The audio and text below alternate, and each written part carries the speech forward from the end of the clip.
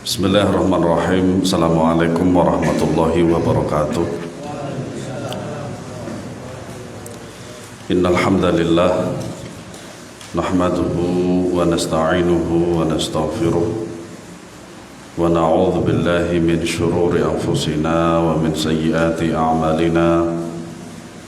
Man yahdihillahu fala mudilla lahu wa man yudlil fala hadiya lahu.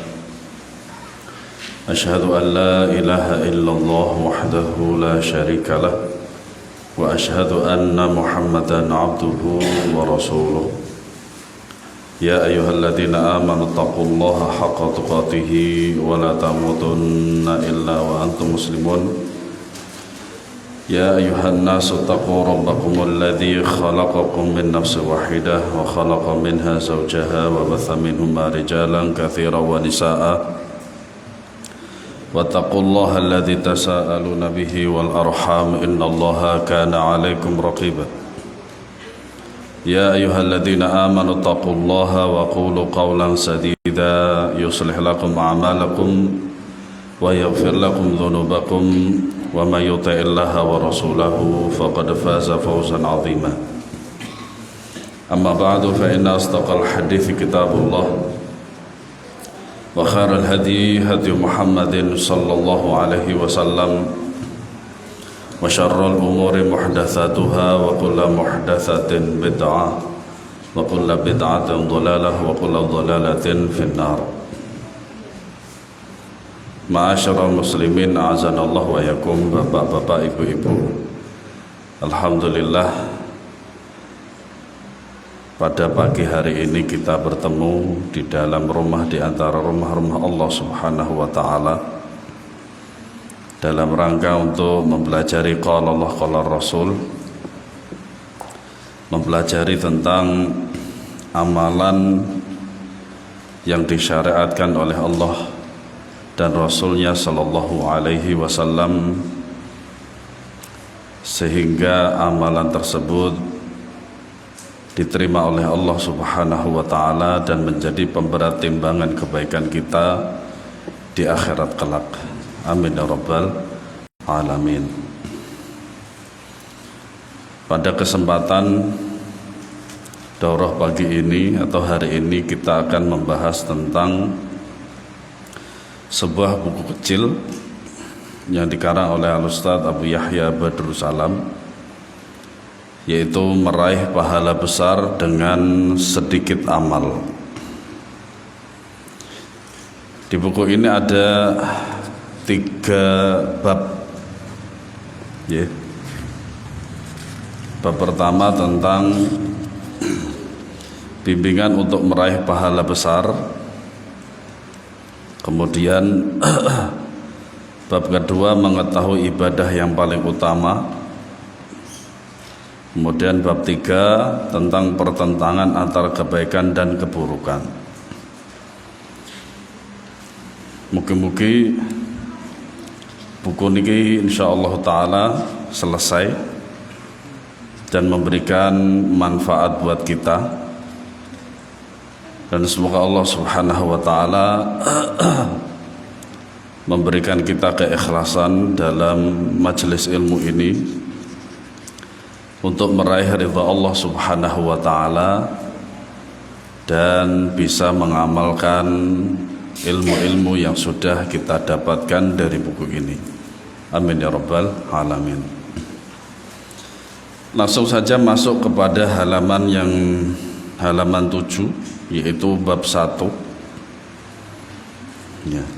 Bimbingan untuk meraih pahala besar. Alhamdulillah, dengan ilmu kita mendapati bahwasanya di sana ada amalan kecil, amalannya kecil tapi pahalanya besar. Secara khusus ada amalan yang kecil tapi pahalanya besar.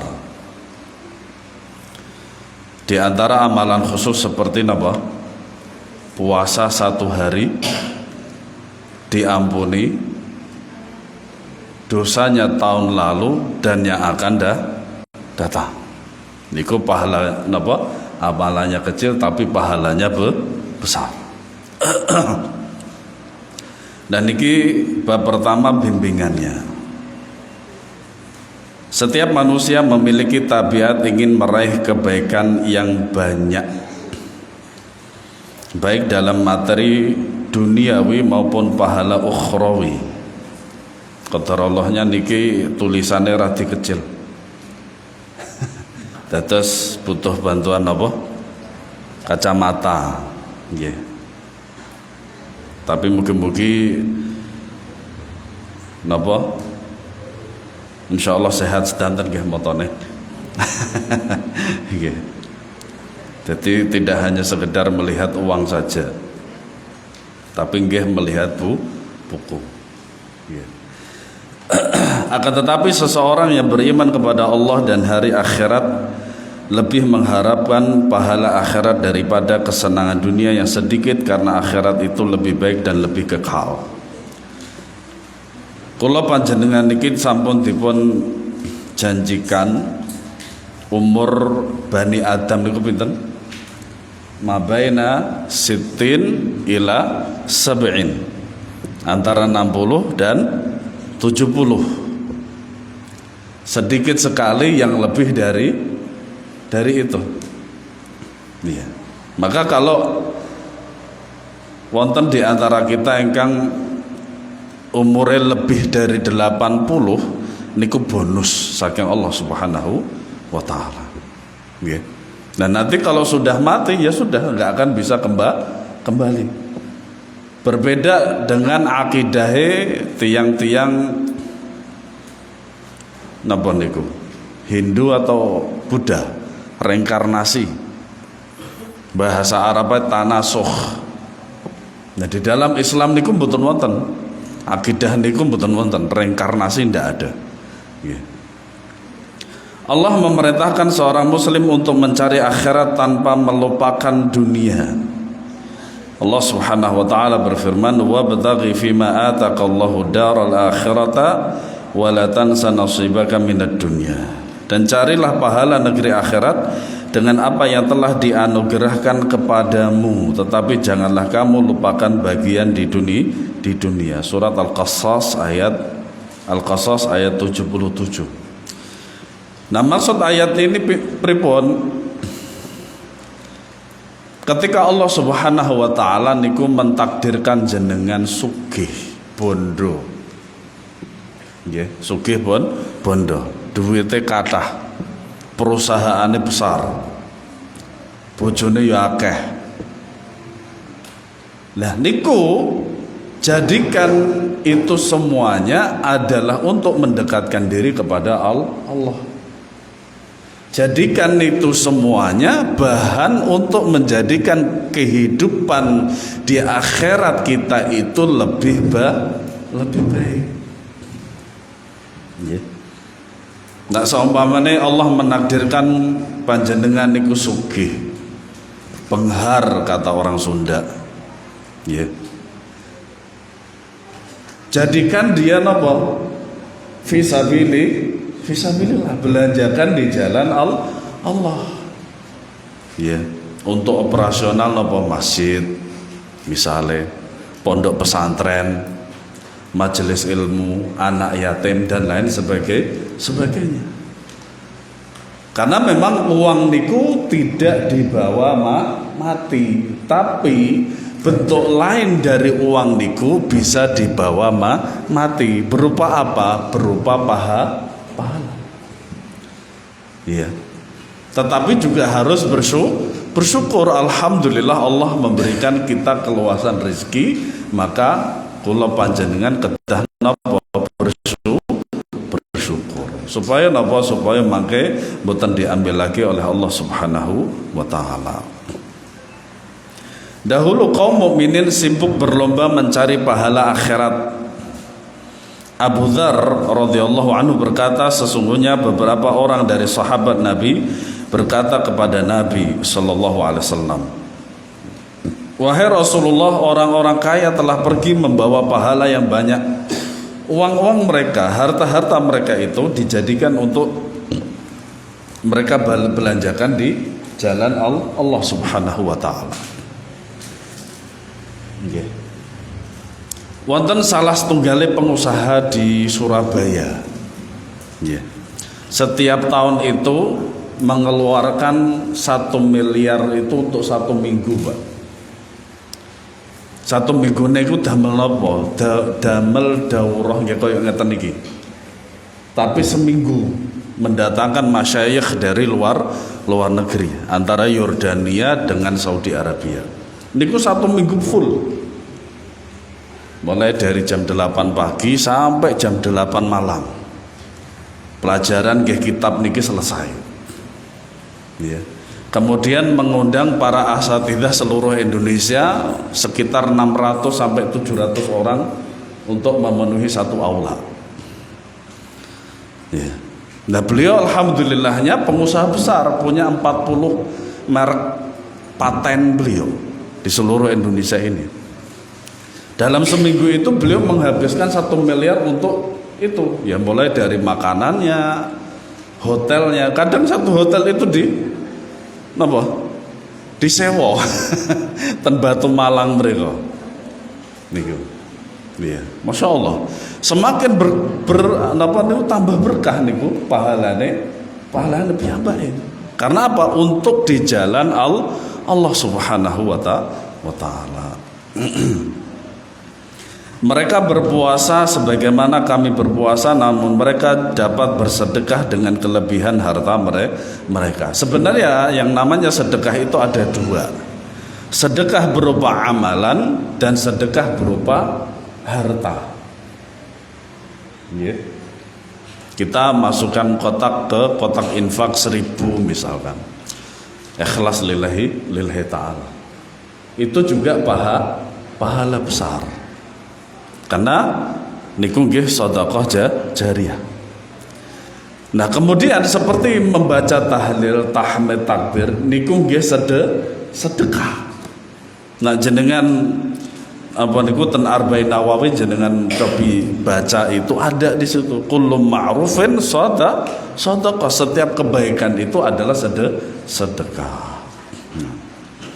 Subhanallah, mereka iri kepada orang kaya bukan karena mempunyai materi kekayaan yang tidak mereka miliki, namun iri karena orang kaya yang dapat berinfak dan sedekah sementara mereka tidak, sehingga mereka tidak dapat meraih pahala besar seperti yang diraih oleh orang-orang kaya tersebut. Makanya hasad itu sifat yang buruk tercela, tapi ghibtah niku sifat enggang saya. Apa perbedaan hasad dengan ghibtah? Kalau hasad itu iri dan ingin orang lain itu nikmatnya hilang, niku hasad. Niku sifat tercela. Nah, ghibtah pripun? Dia iri dengan apa yang didapatkan orang lain dan dia ingin mendapatkan sama dengan orang tersebut. Niku ghibtah namanya. Mulane ghibtah niku sifat enggang saya. Seperti itulah tempat perlombaan kaum mukminin. Seorang muslim sudah selayaknya memikirkan masa depannya di akhirat. Karena harta dan anak-anak pada hari itu tidak bermanfaat kecuali seseorang yang membawa hati yang selamat dan pahala yang besar agar dapat menyelamatkan dirinya dari api neraka. Semoga kita dijauhkan dari api neraka. Amin ya rabbal alamin. Agar meraih pahala yang besar, kita sangat membutuhkan ilmunya. Nah, kekuatan Islam niku terletak pada ilmu. Selama orang berilmu, maka dia kuat. Selama dia berilmu, tahu ilmunya, dia kuat. Jadi kuat niku tidak hanya sekedar berbantah-bantahan boten, tapi kuat dalam memegang prinsip. Jenengan gadah prinsip nopo, tapi nak di atas ilmu maka akan sulit digoyahkan. Iya. Karena seorang yang berilmu dapat meraih pahala yang besar dengan sedikit amal. Ibnu Qayyim rahimahullah berkata, seseorang yang berilmu sedikit amalnya namun lebih banyak pahalanya. Kenyataan pun membuktikan demikian. Di saat para pekerja sangat lelah bekerja, instruktur hanya duduk memerintah dan melarang serta memperlihatkan tata caranya, namun gajinya jauh lebih tinggi daripada para pekerja. Leres napa mboten, Pak? Leres niku. Iya. Salah satu contoh teng Saudi Arabia niku wonten perusahaan raksasa miliknya Syekh Abdul Aziz Ar-Rajhi. Nggih. Syekh Sulaiman Ar-Rajhi.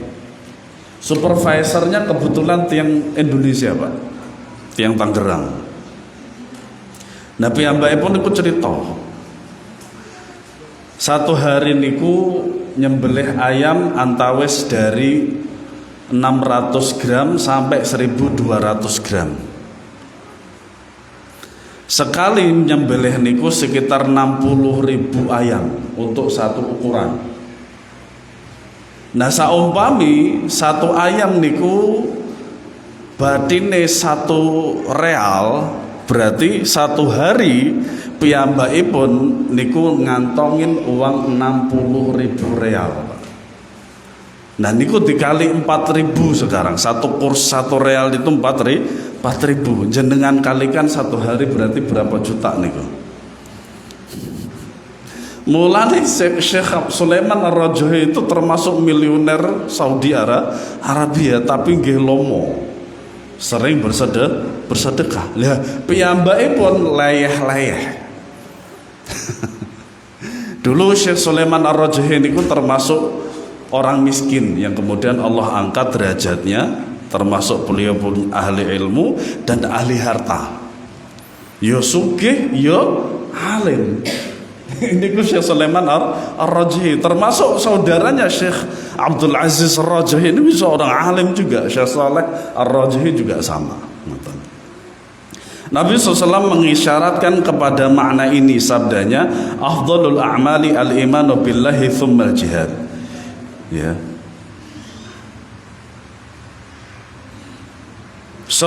Yang paling utama amalan itu adalah beriman kepada Allah kemudian jihad. Hadisnya Sahih riwayat Bukhari.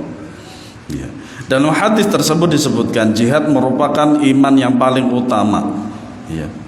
Setelah beriman kepada Allah Subhanahu wa taala, padahal jihad adalah mengorbankan jiwa, raga dan menghadapi kesusahan yang dahsyat dan melelahkan. Sedangkan iman adalah ilmu di hati, amal dan pembenaran, dan ia merupakan amalan yang paling utama. Akan tetapi bagi seorang yang tidak memiliki ilmu, ia akan menganggap bahwa keutamaan terletak pada kesulitan yang dihadapi. Mulane para jamaah sekalian, seseorang niku kedah milih salah satu di antara kedua. Pertama ilmu, kedua harta. Nah, saumpami jenengan dipun sukani ilmu, alhamdulillah. Gitu. Nah, saumpami jenengan niku mboten dikasih ilmu, pilihlah harta. Jangan sampai dua-duanya enggak sama sekali. Gitu. Karena memang langka, kadang orang niku dipun sukani ilmu nggih disukani harta niku langka banget. Nggih. 1, 2 dan seterusnya. Tidak secara umum. Syukur-syukur kalau dia itu dua-duanya masuk nggih sugih ya pinter ahli ilmu. Nggih. Dengan ilmu nggih. Oleh karena itu disinilah peran ilmu. Dengan ilmu dapat diketahui martabat dan tingkatan amalan, mana yang afdal dan mana yang tidak, mana yang unggul dan mana yang tidak. Tidak demikian dengan seseorang yang beramal tanpa ilmu. Ya. Ada beberapa perkara yang harus dipahami agar dapat meraih pahala yang besar, yaitu sebagai berikut. Yang pertama, memahami syarat diterimanya amal.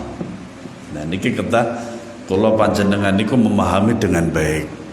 Tidak setiap amal itu yang diniatkan baik itu diterima.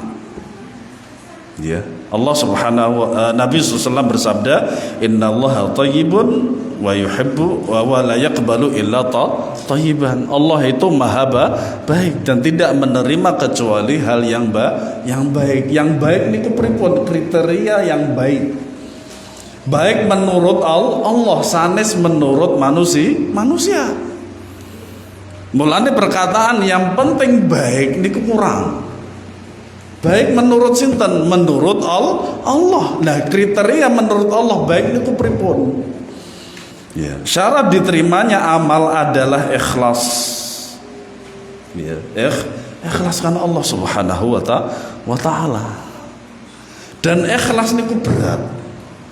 Ikhlas niku berat. Sufyan Ats-Tsauri nate dawuh bahwasanya yang paling sulit untuk beliau hadapi niku nggih niat niku. Dan niku Sufyan Ats-Tsauri para jamaah sekalian, apa maneh Amir yang enggak ada apanya, enggak bisa dibandingkan dengan Sufyan Ats-Tsauri. Nah, itu ulama terdahulu ngoten. Nah, dan sesuai dengan sunnah Nabi Sallallahu Alaihi Wasallam. Makanya banyak amalan tidak diterima amargi nopo tidak memenuhi dua kriteria niki, dua syarat ini. Misal seseorang sholat ikhlas lillahi ta'ala, ya. Sa'id bin Musayyib pernah dikatakan kepada beliau itu, ada seorang itu sholat sebelum sholat subuh niku lebih dari 2 rakaat. Ya, wahai siapa, Abu Abdillah ya, bukan ya? Tadi malam itu siapa itu? Sa'id bin Musayyib bahwasanya saya akan sholat sebelum subuh itu lebih dari 2 rakaat. Amalane piyambakipun niku saya napa mboten para jamaah? Saya sholat, gitu. Tapi dia sholat lebih dari 2 rakaat sebelum subuh. Kata Sa'id bin Musayyib, jangan kau lakukan karena engkau akan diazab oleh Allah. Loh, apa salahnya orang sholat kok diazab oleh Allah?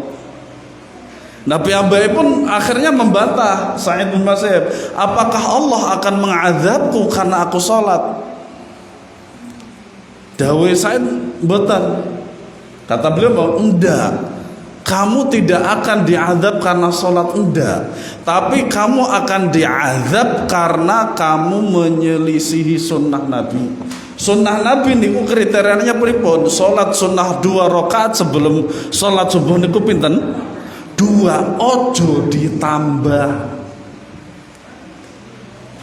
Apa salahnya orang sholat? Kan ngoten to. Perkataan pertanyaan akal, bukan pertanyaan di atas ilmu. Apa salahnya orang sholat? Loh, ini sesuai dengan sunnah Nabi atau tidak? Gitu. Makanya 2 syarat niki kedah melampah bareng. Ndak boleh salah satunya, ndak boleh. Ya. Allah Subhanahu wa taala berfirman, "Faman kana yarju liqa'a rabbih falyamal 'amalan shalihan wa la yusyrik bi'ibadati rabbih ahada." Barang siapa yang mengharapkan perjumpaan dengan Rabbnya, maka hendaklah ia beramal soleh dan janganlah ia mempersekutukan dengan sesuatu pun dalam beribadah kepada Rabbnya. Surat Al-Kahfi ayat 110. Ibnu Katsir rahimahullah berkata, barang siapa yang mengharapkan perjumpaan dengan Allah, para jamaah sekalian, di antaranipun akidah ahlu sunnah wal jamaah, nggih termasuk manhaj ahlu sunnah wal jamaah, seorang yang beriman kepada Allah nanti bisa melihat wajah Allah di akhirat. Dan niku dalilnya banyak. Di antaranya niki, liqa itu kan napa? Bertemu. Iya. Makanya istilahnya dalam mengambil ilmu niku talaki. Talaki nggih ngeten niki, kula berhadapan kalian jenengan sedanten niki talaki. Nah, yang namanya talaki itu kan gak mungkin dengan sutroh. Jenengan saged ningali kula nggih saged ningali jenengan niki lah liqa namanya. Nah, dengan Allah niku nggih saged mangke dengan izin Allah kita bisa melihat Allah dan Allah bisa melihat kita. Bagaimana bentuk Allah Subhanahu wa taala? Di antara cara supaya kita bisa melihat Allah nanti adalah beramal soleh. Iya. Dan janganlah ia mempersekutukan dengan sesuatu pun dalam beribadah kepadanya. Nah niki ikhlas.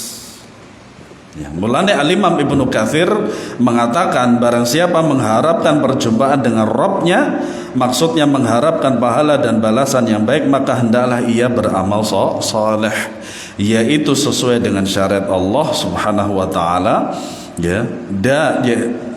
Dan janganlah ia mempersekutukan dengan sesuatu pun dalam beribadah kepada Rabb-nya, yaitu diinginkan dengan wajah Allah dan tidak ada sekutu baginya. Nah niki adalah syarat utama diterimanya amal. Pertama ikhlas karena Allah Subhanahu wa taala, yang kedua sesuai dengan sunnah Nabi Sallallahu Alaihi Wasallam. Mulanya di antara konsekuensi syahadat Muhammad Rasulullah SAW niku sing keempat adalah Allah ya'budullah illa bima syara'. Tidaklah beribadah kepada Allah kecuali dengan yang disyariatkan oleh Nabi Shallallahu Alaihi Wasallam. Mulanya betul tadi perkataan sinten Sa'id bin Musayyib atau Sa'id bin Musayyab gitu boleh. Ya. Yaitu harus ikhlas karena Allah dan dilakukan secara benar sesuai dengan syariat Rasulullah Shallallahu Alaihi Wasallam. Kemudian halaman 13 yang B. Tidak ada pahala kecuali dengan niat. Yeah. Poin kedua ini ditujukan oleh hadis Nabi SAW yang terkenal. Yeah. Kalau panjenengan insya Allah sampun kenal dengan kali hadis niki hadis napa ten Arba'in Nawawi nomor setunggal. Nah kitab-kitab hadis niku biasane memulai seluruh hadisnya itu, seluruh kitab itu dengan hadis niki. Amargi punapa faedahnya adalah untuk keikhlasan dari seorang penulis tersebut, supaya ketika seorang penulis niku untuk menulis dari kitabnya itu betul-betul ikhlas karena Allah Subhanahu wa taala. Makanya diingatkan dengan hadis ini, innamal a'malu binniyat wa innamal likulli imri'in ma nawa, faman kanat hijratuhu ilallahi wa rasulihi fa hijratuhu ilallahi wa rasulihi, wa man kanat hijratuhu lidunya yusibuha wa imra'atan yankihuha fa hijratuhu ila ma hajara ilaihi. Sesungguhnya amal itu sah dengan niat. Makanya Imam Syafi'i rahimahullah mengatakan hadis ini masuk ke dalam 80 bab. Di antaranya fikih. Dan sesungguhnya setiap orang mendapatkan pahala atau siksa sesuai dengan apa yang ia niatkan. Barang siapa yang hijrahnya karena Allah, kepada Allah dan Rasulnya, maka hijrahnya kepada Allah dan Rasulnya. Dalam kebaikan Rasulullah SAW niku mengulang 2 kali, karena itu kebaikan. Nah di dalam hadis ini ketika beliau menyebutkan keburukan, beliau tidak mengulang lagi.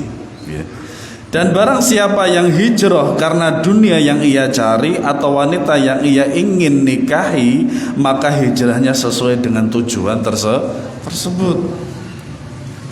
Nah niki gambaran antara ikhlas dan sesuai sunnah Nabi Sallallahu Alaihi Wasallam.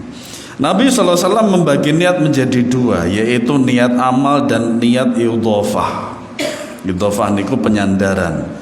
Niat amal mempengaruhi sah atau tidaknya amal, sedangkan niat idhofah mempengaruhi pahala atau siksa yang akan ia dapatkan. Saudaraku, niat sangat mempengaruhi besar kecilnya pahala yang diraih oleh seorang hamba, sebagaimana telah dijelaskan. Ya.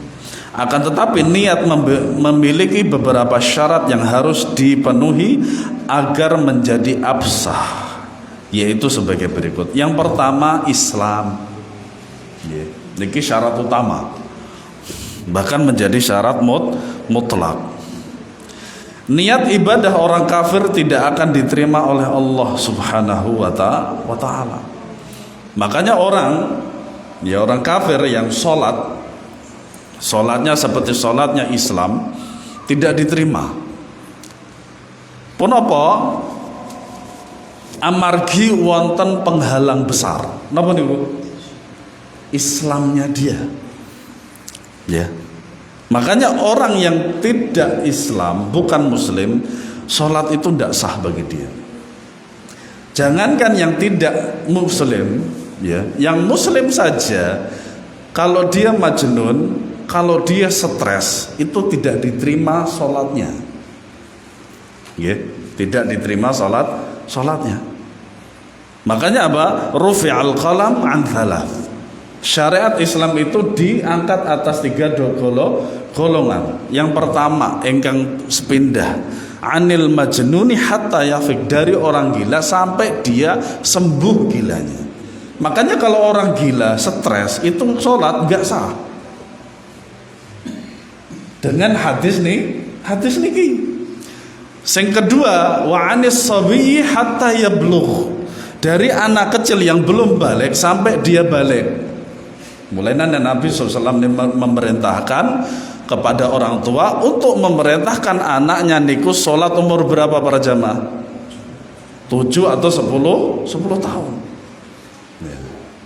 Nah kalau mau mukul, jangan mukul yang memberikan dampak buruk, tapi pukulan niku adalah pukulan pendidikan supaya anak niku purun sholat.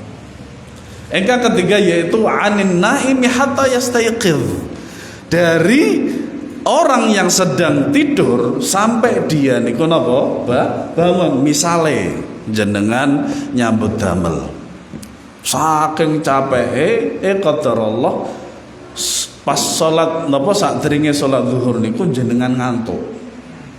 Nggih, jenengan ngantuk. Qadarullah ternyata jenengan bangune sawise salat asar menawi jam 5 lah ngoten. Berarti ada 2 salat engkang kelewat. Niku pripun para jamaah sekalian? Zuhur terutama zuhur. Maka dengan hadis niki nak jenengan sampun napa niku bangun dari tidur secepatnya melakukan salat zuhur kemudian salat asar. Lak penak toh. Nak ngertos ilmune penak. Yeah. Allah Subhanahu wa taala berfirman, "Wa may yabtaghi ghairal islami dinan fala yuqbala minhu wa fil akhirati minal khasirin." Dan barang siapa yang mencari agama selain Islam, ia tidak akan diterima dan di akhirat termasuk orang-orang yang merugi. Surat Ali Imran ayat 50. Yang kedua, tamyiz. Tamyiz di sini maksudnya usia anak yang dapat membedakan. Makanya istilahnya mumayyiz. Ya. Pada umumnya anak mumayyiz pada umur 7 tahun, sebagaimana sabda Nabi SAW, "Muru auladakum bis-sholati wa hum abna'u 7 sinin wadribuhum 'alaiha wa hum abna'u 10 sinin." Kata Nabi SAW, diperintah anak itu 7 tahun, tapi tidak boleh dipukul. Ya.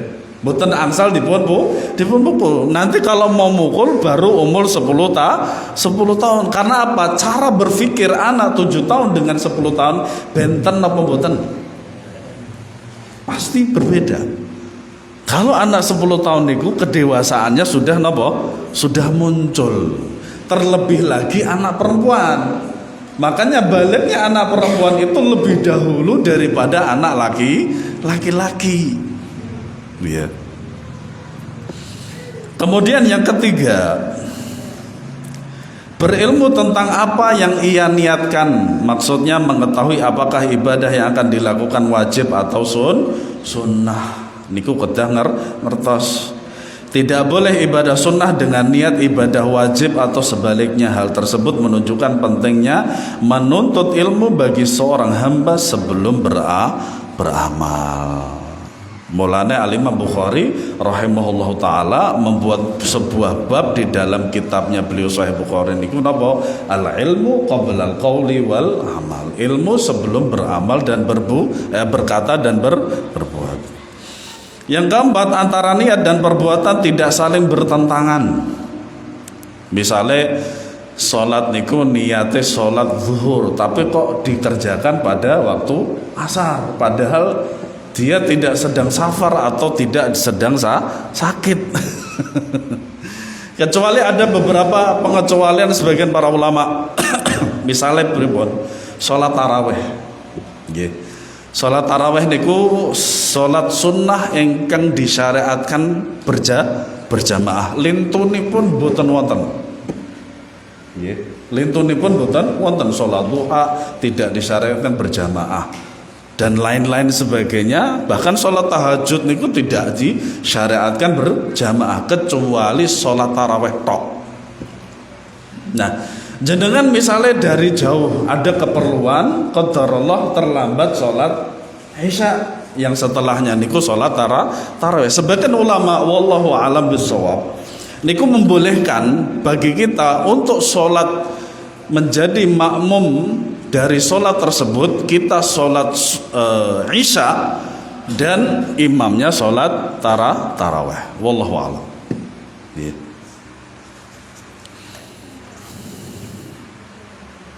Yang kelima, niat harus berada di awal amal. Makanya niat niku napa? Qasdu syai'in muqtarinan bi fi'lihi. Menyengaja melakukan suatu perbuatan dan dilakukan di awal. Ya. Hal ini sebagaimana sabda Nabi SAW mengenai puasa, malam yubayyitus siyama minal laili fala siyama lahu. Barang siapa yang tidak berniat puasa di waktu malam, maka tidak ada puasa baginya. Ya. Jadi menawi setelah sholat tarawih utawi sholat malam niku setelah niku napa?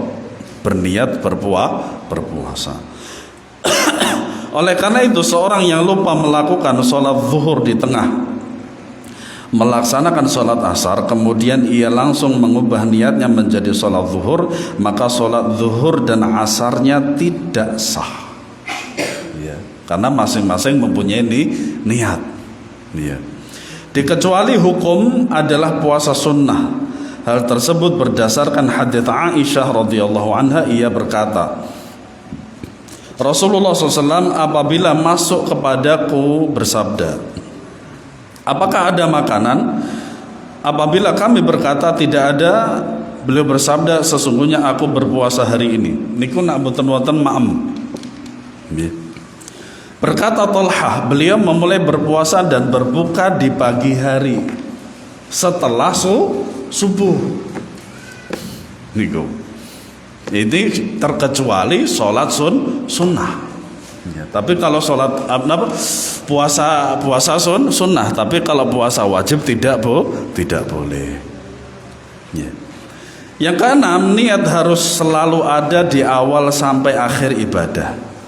Maksudnya niat tidak boleh diputus. Oleh karena itu seseorang yang lupa melakukan sholat zuhur, kemudian sholat asar, lalu di tengah sholat ia ingat belum melaksanakan sholat zuhur, dan saat itu ia langsung mengubah niatnya menjadi sholat zuhur, maka sholat zuhur dan asarnya tidak sah, karena ia tidak memulai niat dari awal dan telah memutus niatnya. Makanya supaya sah sholatnya niku niat awal sampai akhir, sampai selesai selesai sholat. Yang ketujuh, tidak boleh ada dua niat dalam satu ibadah. Ini khusus untuk ibadah yang tidak dapat mencakup yang lainnya, seperti sholat fardu. Sholat fardu niku tidak boleh ada dua niat atau lebih. Ya. Oleh karena itu tidak boleh meniatkan sholat zuhur dan asar dalam satu sholat, tidak boleh. Tapi nek sholat sunnah niku angsal. Misalnya pun apa?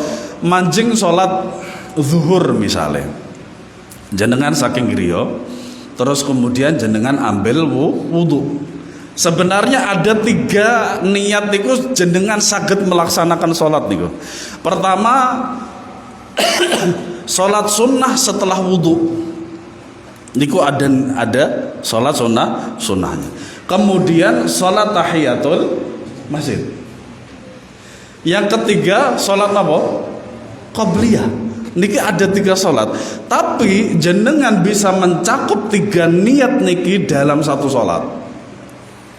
Nah, mulane dalam sholat sunnah niku bebas, dalam artian bebas tapi tetap sesuai dengan ketentuan. Tapi kalau fardu niku harus sesuai dengan ketentuan syariat. Iya. Artinya apa? Nak sholat sunnah, amalan-amalan sunnah niku rati luas. Iya.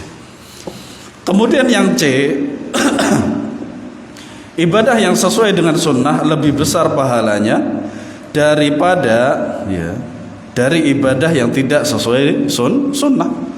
Ya. Bahkan ditolak oleh Allah Subhanahu wa Ta'ala. Yang tidak sesuai dengan sunnah Nabi Shallallahu Alaihi Wasallam itu ditolak oleh Allah Subhanahu wa Ta'ala. Seperti tadi, seseorang yang ingin sholat sebelum sholat subuh lebih dari 2 rakaat. Ditegur kali Sa'id bin Musa, Allah akan mengadabmu karena kau menyelisihi sunnah Nabi Shallallahu Alaihi Wasallam.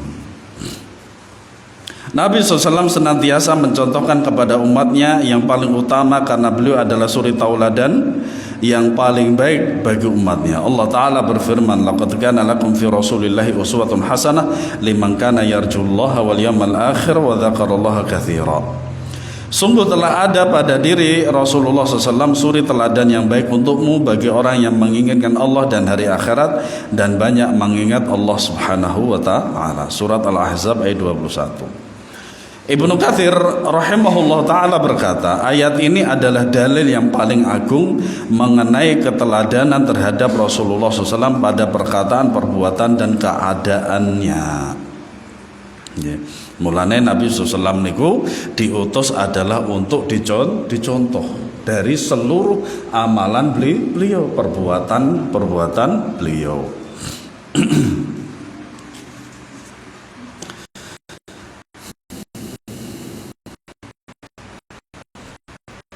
Yang paling bawah.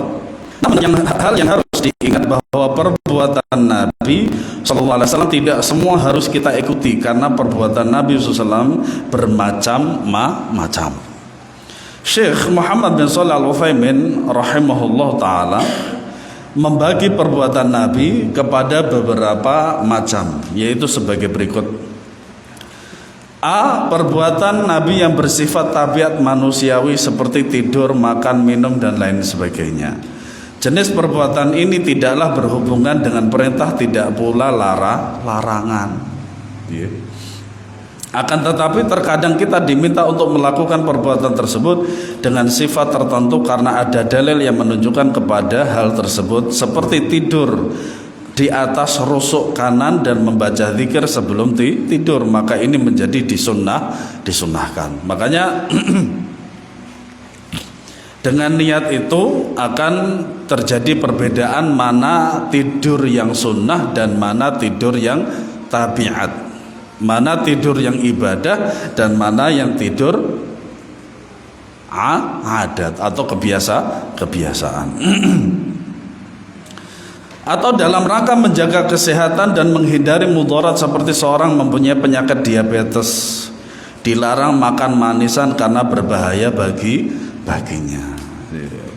Saya kena ini.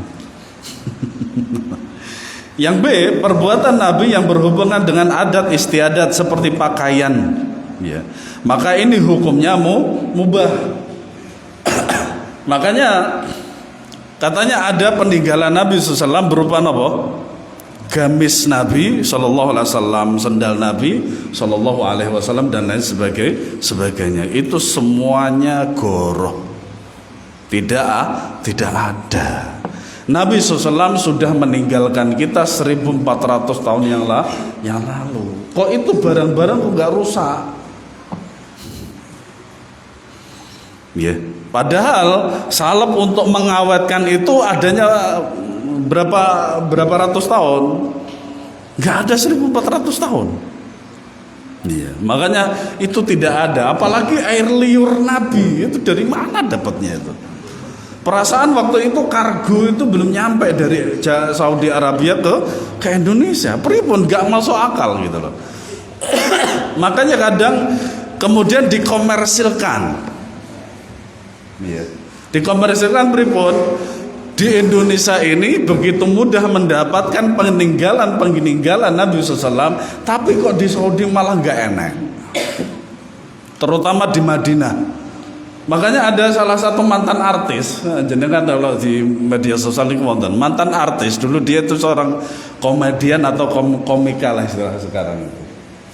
Dia melihat sebagian orang Indonesia menunjukkan ini adalah peninggalan Nabi, mulai dari jubah, mulai sendal dan sebagainya. Nah kemudian dia apa? Dia istilahnya geton lah gitu. Padahal dia sedang umroh itu, sedang ziarah Masjid Nabawi. Dia mau pulang cepat gitu. Apa alasannya? Lah di Madinah nggak ada itu semuanya, kok di Indonesia ada gitu loh. Nah itu kadang kalau berurusan dengan duit itu semangat banget mereka itu. Makanya ada orang yang sedang jualan apa Pak? Jualan air bekas celupan rambut Nabi. Subhanallah. Tapi sunnah Nabi SAW mereka nol putul pengetahuan. Jenggot niki sunnah Nabi Pak. Makin jenengan jangan terpatri dengan orang-orang teroris karena hampir sama. Orang teroris itu hampir sama dengan kita Pak. Jenggotan, kemudian celana cingkrang, bojone ya cadaran hitam semuanya. Secara zahir mungkin sama, tapi akidah dan manhaj nggak sama. Mulai kadang kita nggak berbuat kena korban juga. Kita jadi korban, subhanallah ya. Akan tetapi apakah kita disunahkan melakukannya seperti apa yang dilakukan oleh Rasulullah SAW? Jawabnya tidak sunnah. Yang sunnah adalah mengikuti adat istiadat di tempat kita hidup selama tidak bertentangan dengan syariat. Yeah. Mulane tolong ngaos ngeten niki nggih damel napa songkok terus sarung. Sarungku ya apik lumayan. Nah, kalau jarang niku ndamel gamis niku jarang, Pak. Ngapunten ya bukan. Yeah. Tapi kalau sebagian masyarakat niku sampun terbiasa dengan gamis nggih mboten napa-napa. Cuman ada di sana itu style daripada sunnah Nabi SAW tidak dianggap syuhra kalau itu memang sunnah Nabi. Tapi kedah dipun jelaskan ten masyarakat seperti apa? Celana cingkrang. Nabi SAW mensabdakan ma'asfala minal ka'baini minal izari fa finnar. Rawahu Muslim. Nabi SAW menate dawuh bahwasanya apa saja yang di bawah mata kaki berupa kain nopo apa saja, entah itu celana, entah itu sarung dan lain sebagainya, kalau di bawah mata kaki ancamannya neraka Pak. Niku hadisnya sahih riwayat Muslim. Gitu. Makanya akhirnya para ulama menjelaskan ada 3 hukum. Di bawah mata kaki hukumnya haram. Di tengah-tengah mata kaki hukumnya makruh. Di atas mata kaki itulah sunnah Nabi SAW. Kalau ingin mengikuti sunnah Nabi lebih setengah betis. Yeah. Mulane kalau jenengan ningali orang-orang di atas cingkrang niku jenengan tanglet hadise nopo, dalile nopo, gitu. Mulane jenggot terutama jenggot Nabi SAW niku dalam memberikan bimbingan terhadap umatnya ketika wudhu. Ketika nopo? Ketika wudhu niku di sela-sela Pak. Alhamdulillah Pak Eko nggih jenggotnya lebat. Kang Budi nggih lebat, nggih. Alhamdulillah niku di sela-sela. Sebagian ulama mengatakan ketika kaya kula ngeten niki niki hukumnya haram dipangkas. Hukumnya apa? Haram dipangkas. Kecuali jikalau napa jenggotnya panjang banget. Sebagian ulama mengatakan ada 2 genggaman, setelah itu dipotong boleh. Ada yang mengatakan 1 genggaman, setelah itu dipotong. Tapi kalau dipotong klimis itu haram hukumnya, Pak. Ya. Mulane secara casing niku sama dengan mereka yang suka ngebom. Kulo saja sama Pak Lek saya antum tahu. Itu 2 kali ayo ke Bali ngebom. Masya Allah. 2 kali Pak saya ditawarin begitu. Lalu saya bilang di sana banyak kaum muslimin Pak Lek gitu. Masya Allah. Nah, contohnya apabila ada yang bertanya mana yang lebih utama untuk Indonesia, memakai sarung dan baju muslim atau memakai gamis dan ghutrah. Ghutrah itu yang napa niku? Napa jenenge ghutrah itu? Apa? Serban. Niku wonten ghutrah, wonten shimak. Shimak itu sorban. Niku. Ghutrah niku warnanya putih polos. Niku. Seperti pakaiannya orang Saudi ya. Adapun yang paling utama adalah memakai sarung dan baju muslim, karena itu sesuai dengan adat istiadat di Indonesia. Karena pakaian yang menyalahi adat istiadat menjadi pakaian syuhrah yang dilarang oleh Nabi SAW.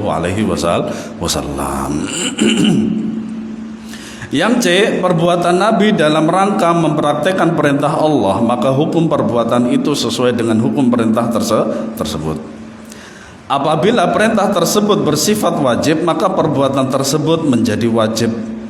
Dan apabila sunnah, maka menjadi sunnah. Misalnya perbuatan Nabi SAW mengusap seluruh kepala dalam wudhu dalam rangka mempraktikkan perintah Allah untuk mengusap kepala yang wajib, maka hukum perbuatan itu menjadi wajib. Dan perincian masalah ini ada di dalam kitab usul fikih. Ada dalam ulama Syafi'i ya, dalam mazhab Syafi'i itu sebagian wa mashu ba'd ar-ra'si dan mengusap sebagian kepala. Cuman dalam prakteknya sebagian kaum muslimin yang bermadzhab Syafi'i itu ketika mengusap daripada kepala itu begini Pak, ngambil air terus kemudian begini. Sah napa mboten Pak? Tidak sah. Isyarat dalam poin tersebut adalah kepala, sirah yang ada rambutnya. Lah niki kan kening Pak, sanes napa? Kepala, kening itu bagian dari wajah, makanya tidak sah. Nah dulu kula tan Mbah Yai Aziz niku rahimahullah taala niku nggih napa mencontohkan ngambil air terus kemudian napa dipun sebagian ngeten. Mbah Yai Aziz rahimahullah taala ngeten. Nah. Kemudian yang D, perbuatan Nabi SAW yang hanya semata-mata perbuatan yang bernilai ibadah tanpa ada perintah, hukumnya adalah sunnah. Contohnya bersiwak, berwudu di setiap kali hendak sholat dan lain-lain. Siwak niku kagem nopo? Kayu siwak. Nah kayu siwak niki tidak bisa digantikan dengan sikat gigi.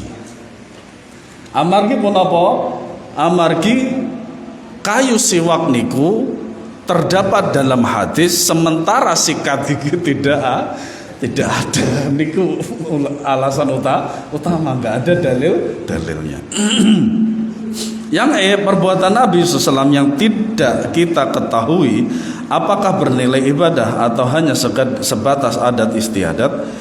Misalkan memanjangkan rambut di mana beliau tidak menggundul, tidak pula memotongnya kecuali apabila haji atau umroh. Syekh Utsaimin cenderung menguatkan pendapat yang mengatakan bahwa ia bukan sunnah. Jadi artinya apa? Bebas, luas.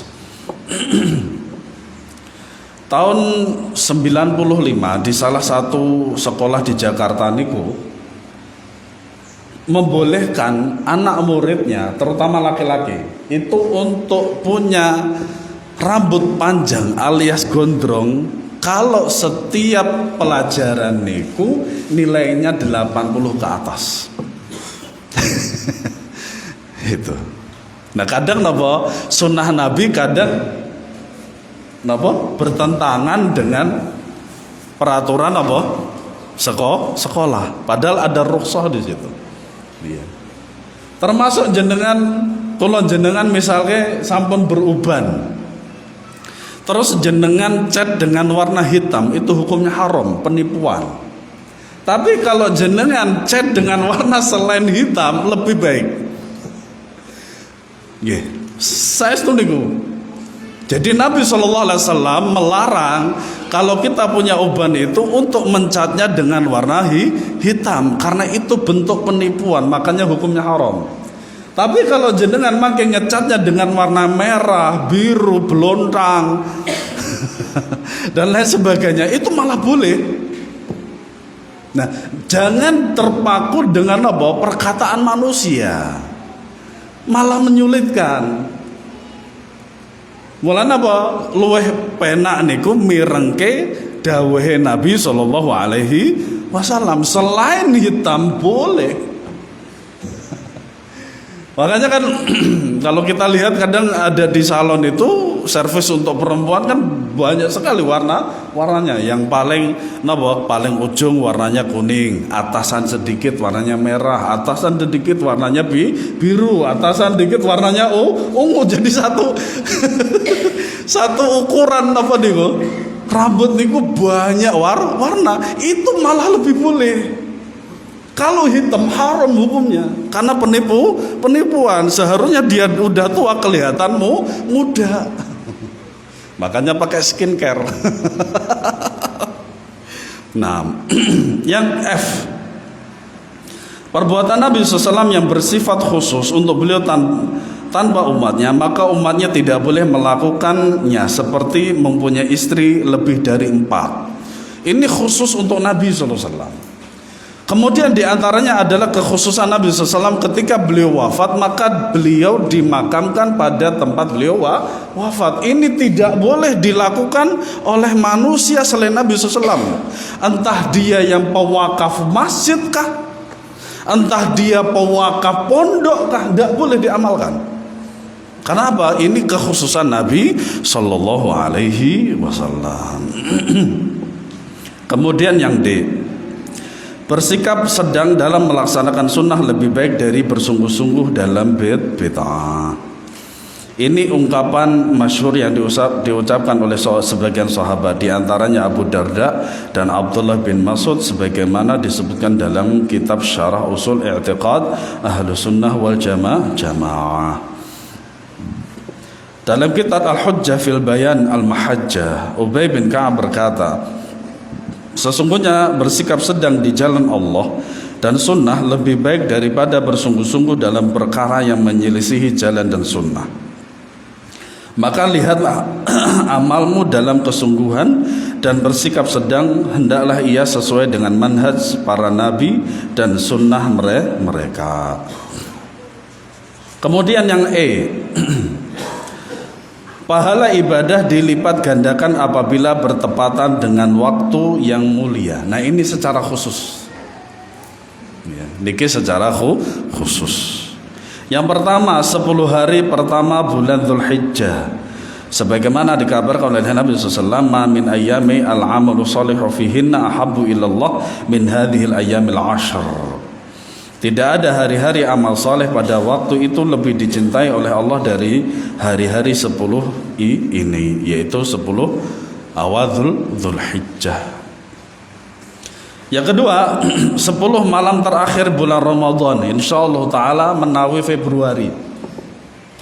Menawi Februari insyaallah taala kita akan puasa. Semoga Allah menyampaikan pada bulan Ramadan. Amin ya rabbal alamin. Nabi SAW bersungguh-sungguh beribadah di malam-malam itu, terutama di malam Lailatul Qadar yang Allah Subhanahu wa taala sebutkan bahwa ibadah di malam itu lebih baik daripada ibadah 1000 bulan, 83 tahun lebih. Masya Allah. Kemudian sepertiga malam terakhir ya, sebelum itu kan. Kemudian waktu asar, akhir malam, sebagaimana firman Allah Subhanahu wa taala, wabil asharihum yastaghfirun. Jadi ada waktu napa niku? Waktu sahar ini apabila kita gunakan untuk beristighfar kepada Allah, ya, maka Allah akan mengampuni kita karena bertepatan dengan waktunya. Ya. Al-Hafidz Ibnu Hajar rahimahullah mensyarah hadis mengenai jarak antara waktu sahur dengan azan di mana Anas bin Malik bertanya kepada Zaid bin Thabit, berapa jarak antara azan dan sahur? Sekitar 50 ayat. 50 ayat niku nak dipun kalkulasikan sekitar 15 menit. Ya, 15 menit niku. Mulane di antara fikihnya niku, ya, azan pertama yaitu azan Bilal. Kalau di Mekah niku ada 2 azan, masih ada 2 azan. Nah, pada zaman Nabi SAW niku tasik ada 2 azan. Pertama, azan yang pertama niku azannya Bilal. Niku fajar kadzib. Niku tasik angsal napa? Sahur. Ya. Kemudian azannya Ibnu Ummi Maktum niku tidak boleh makan. Karena apa? Fajar shadiq wancipun salat subuh. Ya.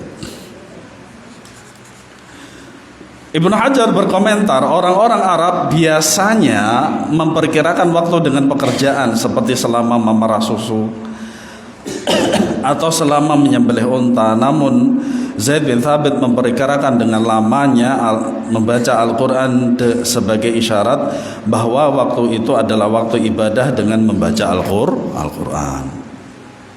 Yang kelima, hari Jumat, karena ia adalah seutama-utamanya hari. Sebagaimana sabda Nabi SAW, khairu yaumin tala'at alaihi syamsu yaumul jumu'ati. Sebaik-baik hari matahari terbit padanya adalah hari Jumat. Hari Jumat adalah waktu salawat yang paling utama berdasarkan sabda Nabi SAW. Dan itu panjang waktu hadisnya. Ya. Adapun surah yang paling utama di hari Jumat adalah surat Al-Kahfi. Niki hadisnya sahih. Ya, hadisnya sahih. Kemudian yang F, pahala ibadah dilipat gandakan apabila bertepatan dengan tempat yang mulia.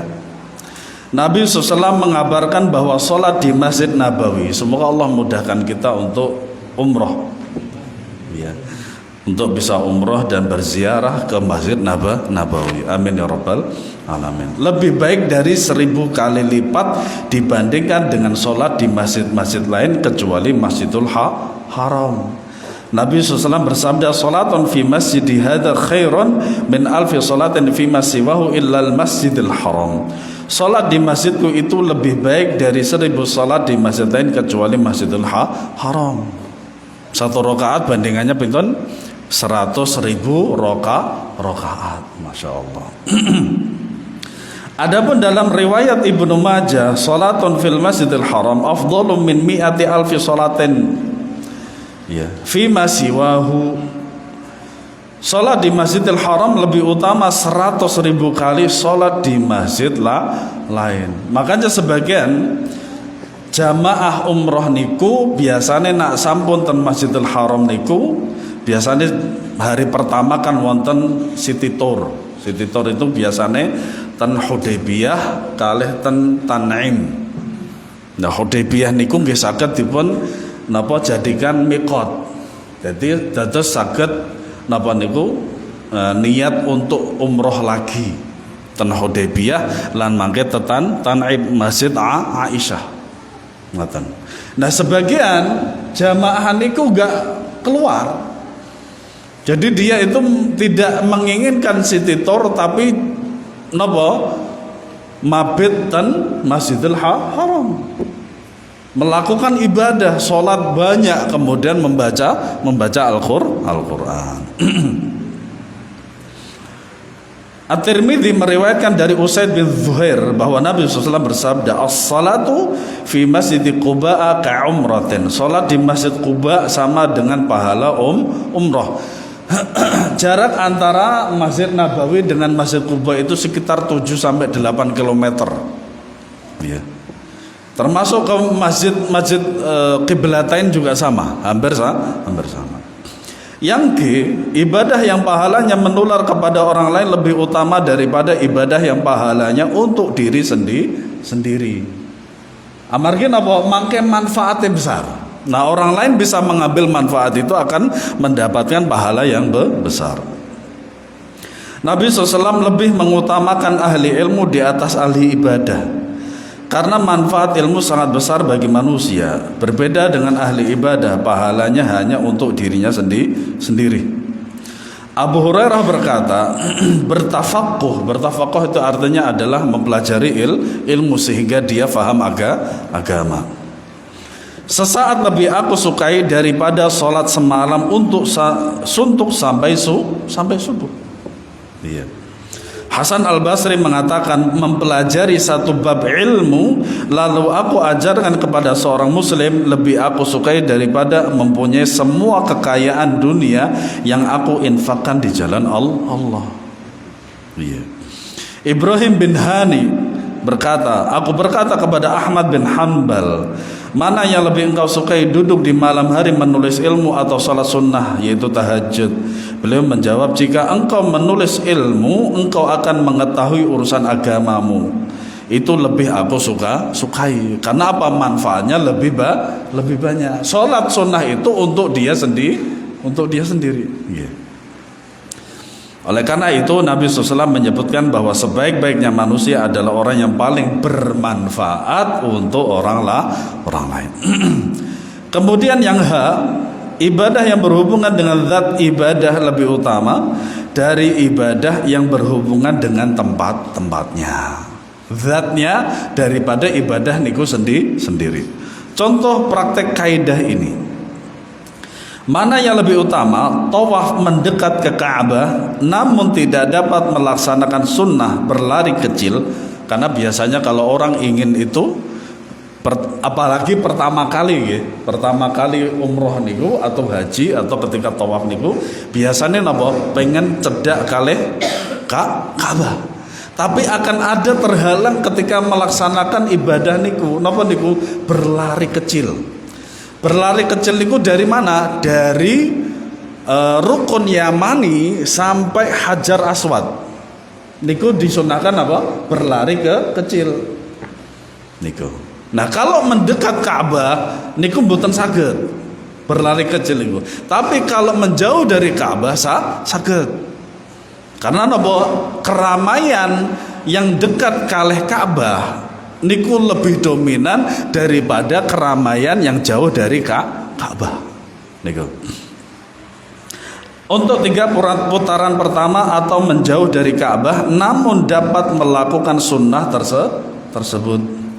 Jawabnya adalah menjauh lebih utama karena berlari di 3 putaran pertama adalah ibadah yang berhubungan dengan zat ibadah dan ini lebih utama. Adapun mendekati Ka'bah adalah ibadah yang berhubungan dengan tempat saja. Nah niki menawi kula panjenengan ngalami. Contoh kedua, nggih, contoh kedua. Mana yang lebih utama? Salat di shaf pertama namun terganggu dengan bau mulut yang berada di samping kita, atau mundur ke shaf belakang namun dapat melakukannya dengan khusyuk tanpa ada gangguan. Nah niki bau mulut niku kathah Pak, macam-macam ya. Pertama ma'am bawang merah. Orang India niku Pak, bawang merah, bawang bombay segini untuk sekali makan. Entah itu dari cemilan kriuk atau masuk ke dalam apa? Masakan. Iya, masakan. Makanya orang India itu ngapunten sebenarnya bau. Sebenarnya bau. Ya baunya pertama nggak dari apa? Dari bawang niku. Bawang bombay sebesar itu dimakan. Jawabnya, salat di shaf belakang lebih utama dalam keadaan tersebut karena kekhusyuan dalam ibadah berhubungan dengan ibadah, zat ibadah, dan ini lebih berhak dijaga. Kemudian yang I, apabila bertemu 2 ibadah yang sama-sama diperintahkan, maka didahulukan yang wajib dari ibadah yang sunnah. Hadisnya nopo halaman 29 ya. idza uqimatis salatu fala salata illal maktubah. Apabila salat telah ditegakkan maka tidak ada salat kecuali yang diwajibkan. Contohnya pripun? Jenengan salat sunnah apa sajalah ketika sampun masuk salat. Nah ternyata pada rakaat kedua niku dikumandangkan iqamah. Apa yang dilakukan? Jenengan putus niku salat kemudian mengambil shaf pertama. Kenapa demikian? Sesuai hadis niki, maka salat sunnah itu tidak dianggap. Karena apa? Karena yang datang adalah salat wajib, maka salat sunnah ditinggalkan. Ngoten nggih Pak, para jamaah sekalian. Nggih. Niku jelas. Kemudian yang J, halaman 30. Apabila bertemu dua kewajiban maka didahulukan ibadah yang paling wajib. Nggih. Ada yang paling wajib, ada yang wajib. Nggih. Dalam hal ini wajib ada dua macam, yaitu wajib ain dan wajib kifayah. Wajib ain lebih utama daripada wajib kifayah, sehingga apabila bertemu dua kewajiban maka terlebih dahulu lihat sifat kewajiban tersebut. Jika kedua-duanya wajib ain maka kita dahulukan yang paling wajib. Misalnya, apabila ayah dan ibu memanggil, dahulukan menjawab panggilan ibu. Ini bagi anak. Karena apa? Sesuai sabda Nabi SAW, mana yang didahulukan? Ibu, baru kemudian bapak. Karena ia lebih wajib berdasarkan hadis Nabi SAW. Ya, tapi biasanya kalau bapak nggak sabar ya kewampleng. Dan ibunya lebih sabar. Berbakti kepada ibu lebih wajib karena ia yang paling payah dalam mengurus anak, dimulai dari mengandung, melahirkan, menyusui dan seterusnya sampai dewasa. Makanya kadang ada sebagian anak itu yang tidak baik hubungannya dengan siapa? Dengan bapak. Ya, padahal yo bapake jane tutuk wong liya. Iya. Kemudian yang K. Sebentar lagi kita akan break istirahat, kemudian melanjutkan yang kedua. Ibadah yang lebih memperbaiki hati lebih diutamakan dari yang tidak demikian. Lurusnya hati adalah tujuan utama dari ibadah, karena pada hari kiamat tidak bermanfaat harta dan anak-anak kecuali yang datang dengan membawa hati yang selamat. Allah Ta'ala berfirman, yauma la yanfa'u malun wala banun illa man atallaha biqalbin salim. Pada hari tidak bermanfaat harta dan anak-anak kecuali siapa yang datang dengan membawa hati yang selamat. Surat Asy-Syu'ara ayat 88-89. Makanya bagi sebagian manusia itu anak-anak dan harta itu justru fitnah. Iya, justru fitnah. Tidak menjadikan dia lebih beribadah kepada Allah Subhanahu wa Ta'ala.